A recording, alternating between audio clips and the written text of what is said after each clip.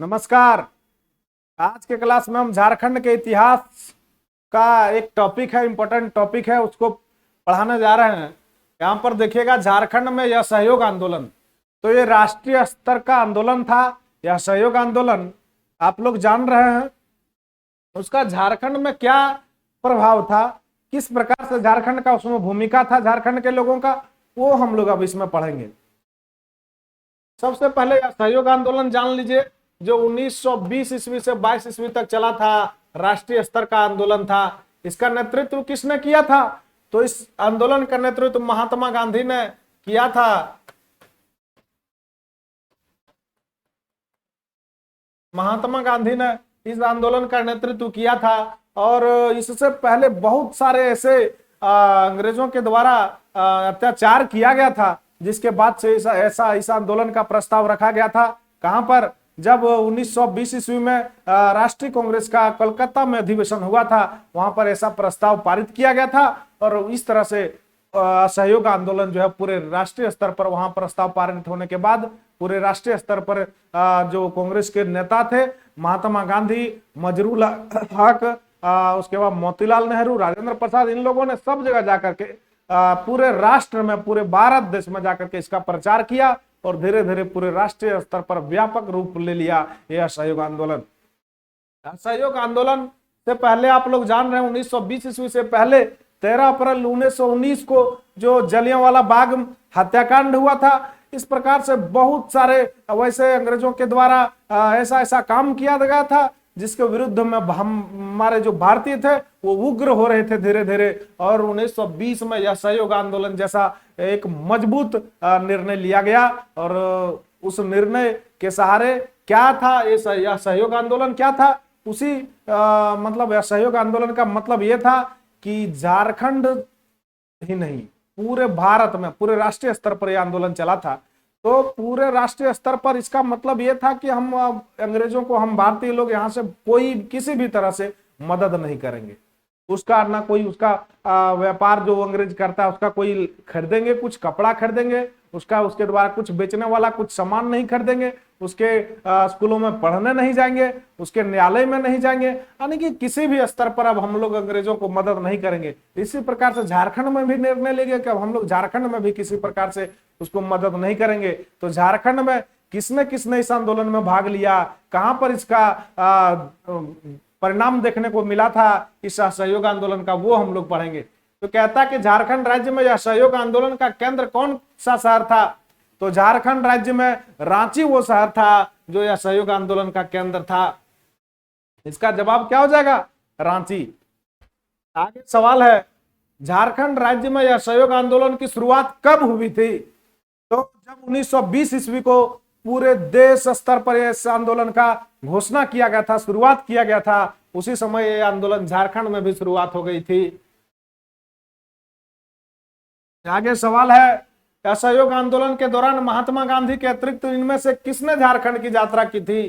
तो महात्मा गांधी असहयोग आंदोलन के लिए अपील करने के लिए आए थे। कहां पर? झारखंड भी अपील करने के लिए आए थे। सभी आदिवासियों से, जनजातियों से, यहाँ के रहने वाले निवासियों से ये अपील करने आए थे कि हम लोगों ने एक निर्णय लिया है, यह सहयोग आंदोलन जैसा एक महत्वपूर्ण एक आंदोलन चल रहा है, इस आंदोलन में आप सभी को भी भाग लेना है और यहाँ से झारखंड से भी आप लोगों को इस आंदोलन में मदद करना है। तो क्या करना है इस आंदोलन में?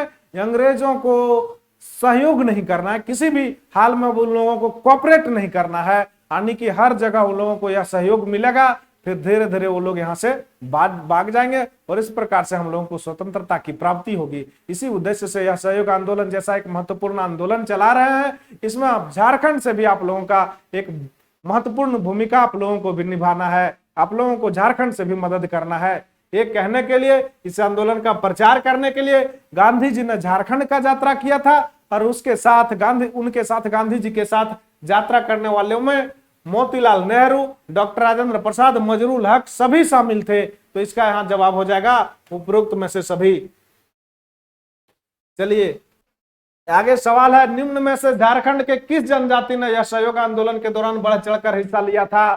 तो झारखंड में बहुत सारे जनजाति थे, बहुत सारे जनजाति रहते हैं, आप लोग जानते हैं। तो उसमें से जो पहाड़िया जनजाति थे उन्होंने बढ़ चढ़ करके प्रमुख रूप से हिस्सा लिया था। तो इसका जवाब क्या हो जाएगा? पहाड़िया। जब इसका जवाब हो जाएगा जबरा पहाड़िया। इस पहाड़िया जनजाति के नेता थे। आप लोग जानते हैं जहां पर पहाड़िया जनजाति का जो पहाड़िया आंदोलन हम पढ़ाएंगे,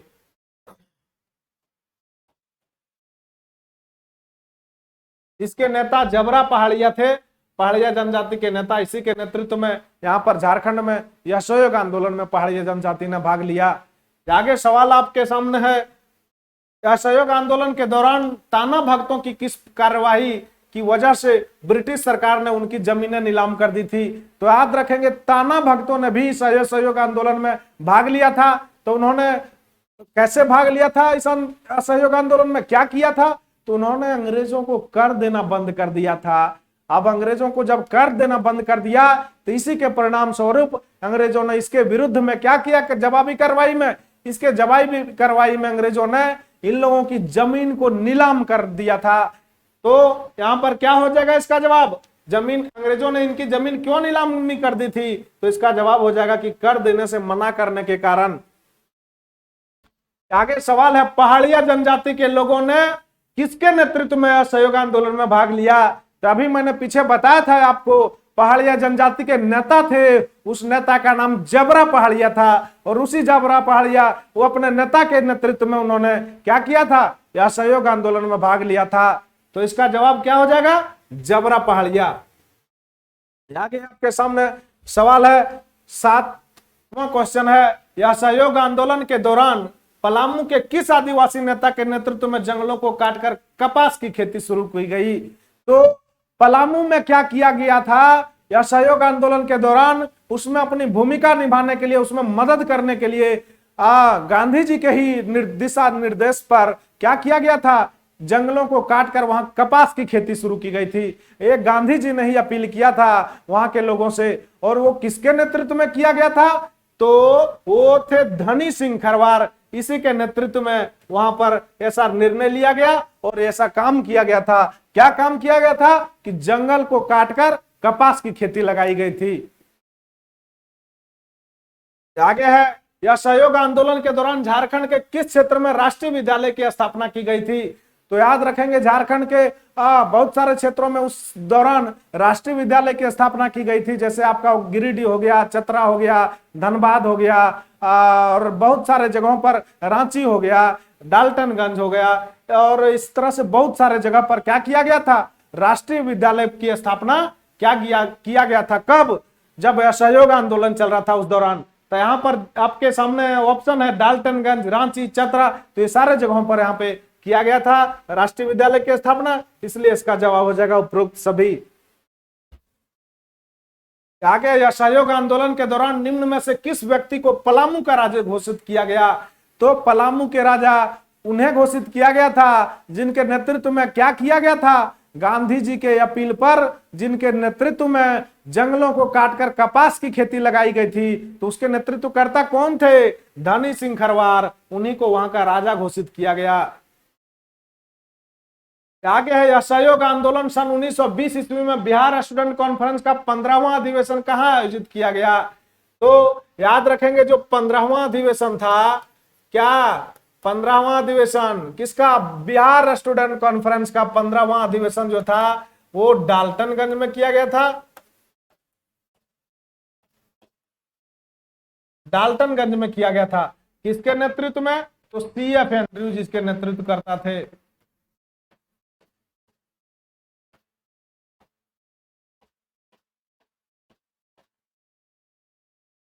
CF एंड्रयूज के नेतृत्व में कहां पर हुआ था? डाल्टनगंज में 15वां अधिवेशन हुआ था। तो इसका जवाब हो जाएगा कहां हुआ था, आयोजित कहां किया गया था? तो इसका जवाब हो जाएगा डाल्टनगंज। और आप याद रखेंगे रांची में 16वां अधिवेशन आयोजित किया गया था इसका। 1920 ईस्वी में 15वां अधिवेशन डाल्टनगंज में, और 1921 ईस्वी में 16वां अधिवेशन जो हजारीबाग में आयोजित किया गया था। पहला कहां पर आयोजित किया गया था? डाल्टनगंज, और दूसरा हजारीबाग। तो यहां पर देखिए आगे सवाल है, सन 1920 ईस्वी में डाल्टनगंज में आयोजित बिहार स्टूडेंट कॉन्फ्रेंस के 15वें अधिवेशन की अध्यक्षता किसने की थी? तो 15वें अधिवेशन का जो अध्यक्षता किया था वो मैंने अभी पीछे आपको यहाँ पर बताया था। 15वां अधिवेशन का अध्यक्षता करने वाले थे CF एंड्रूज। तो यहाँ पर देखिए ऑप्शन में आपके सामने है 1920 में डाल्टनगंज में आयोजित बिहार स्टूडेंट कॉन्फ्रेंस के 15वें अधिवेशन की अध्यक्षता किसने की थी? तो हो जाएगा CF एंड्रूज। और सरला देवी वो थी जिन्होंने 16वां अधिवेशन का स्थापना हजारीबाग में की, 16वां अधिवेशन का अध्यक्षता हजारीबाग में किया था। तो आगे आपके सामने सवाल है, असहयोग आंदोलन के दौरान हजारीबाग में निम्न में से किस व्यक्ति ने अपनी वकालत छोड़ दी थी?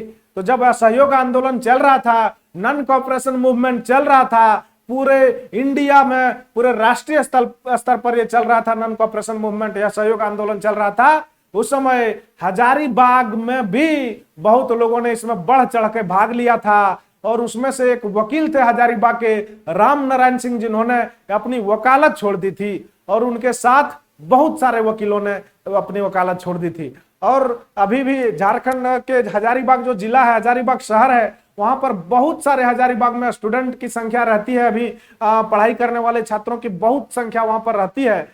उस समय भी छात्र वहां पर पढ़ाई करते थे हजारीबाग में। लेकिन जब यह सहयोग आंदोलन ये शुरू हुआ था, तब बहुत सारे छात्र छात्राओं ने भी यह सहयोग आंदोलन के कारण से विद्यालय जाना छोड़ दिया था। तो यहाँ पर सवाल आपके सामने यह था, यह सहयोग आंदोलन के दौरान हजारीबाग में निम्न में से किस व्यक्ति ने अपनी वकालत छोड़ दी थी? तो उसका जवाब हो जाएगा राम नारायण सिंह। और देखिए एक ये थे शेख साहब, ये भी वकील थे, इन्होंने भी वकालत छोड़ दी थी। कहां पर? तो ये पलामू के थे। ठीक है, चलिए आगे बढ़ते हैं। आगे सवाल है, असहयोग आंदोलन के दौरान पलामू में निम्न में से किस व्यक्ति ने अपनी वकालत छोड़ दी थी? देखिए आ गया यही सवाल। मैंने अभी पीछे बताया कि वो शेख साहब थे जिन्होंने पलामू में अपनी वकालत छोड़ दी थी। आगे, असहयोग आंदोलन सन 1921 ईस्वी में बिहार स्टूडेंट कॉन्फ्रेंस का 16वां अधिवेशन कहां आयोजित किया गया था? तो 16वां अधिवेशन कहां आयोजित किया गया था? हजारीबाग में सरला देवी की अध्यक्षता में बिहार स्टूडेंट कॉन्फ्रेंस का अधिवेशन आयोजित हुआ था, जो 16वां अधिवेशन था।